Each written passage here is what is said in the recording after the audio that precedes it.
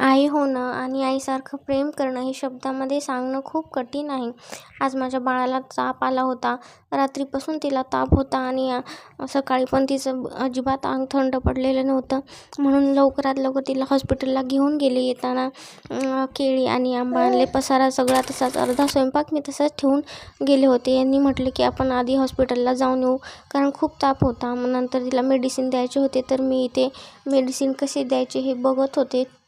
ते ऑफिसला गेले होते. नंतर पटापट स्वयंपाक केला. छोटंसं बाळ आणि तिला त्रास होताना बघणं हे फार अवघड असतं.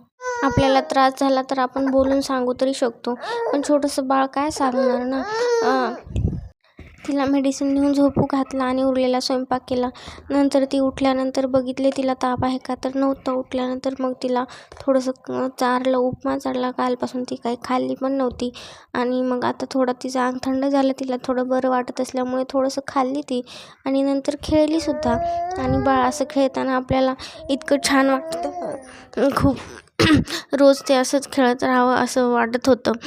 त्यानंतर दुपारचं औषध पण द्यायचं होतं तिला. दुपारी औषध देताना ती पीत नव्हती. सकाळी पण पितच नव्हती. औषध थोडंसं कडू असते ना, अशी ती पिते, पण आता ताप असल्यामुळे काही खावं प्यावं तिला वाटत नव्हतं.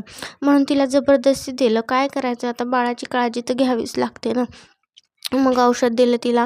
औषध दिल्याच्या नंतर परत खेळली ती. भरपूर थोडा वेळ खेळली. आज मग आलं वांग्याची भाजी आणि चपाती बनवली होती. सकाळपासून आम्ही जेवलं पण नव्हतं. मग आता जेवण केलं. बाय. आई होणं आणि आईसारखं प्रेम करणं हे शब्दामध्ये सांगणं खूप कठीण आहे. आज माझ्या बाळाला ताप आला होता. रात्रीपासून तिला ताप होता आणि सकाळी पण तिचं अजिबात अंग थंड पडलेलं नव्हतं. म्हणून लवकरात लवकर तिला हॉस्पिटलला घेऊन गेले. येताना केळी आणि आंबा आणले. पसारा सगळा तसाच, अर्धा स्वयंपाक मी तसाच ठेवून गेले होते. यांनी म्हटलं की आपण आधी हॉस्पिटलला जाऊन येऊ, कारण खूप ताप होता. मग नंतर तिला मेडिसिन द्यायचे होते, तर मी इथे मेडिसिन कसे द्यायचे हे बघत होते. ते ऑफिसला गेले होते. नंतर पटापट स्वयंपाक केला. छोटंसं बाळ आणि तिला त्रास होताना बघणं हे फार अवघड असतं. आपल्याला त्रास झाला तर आपण बोलून सांगू तरी शकतो, पण छोटंसं बाळ काय सांगणार ना. तिला मेडिसिन देऊन झोपू घातला आणि उरलेला स्वयंपाक केला.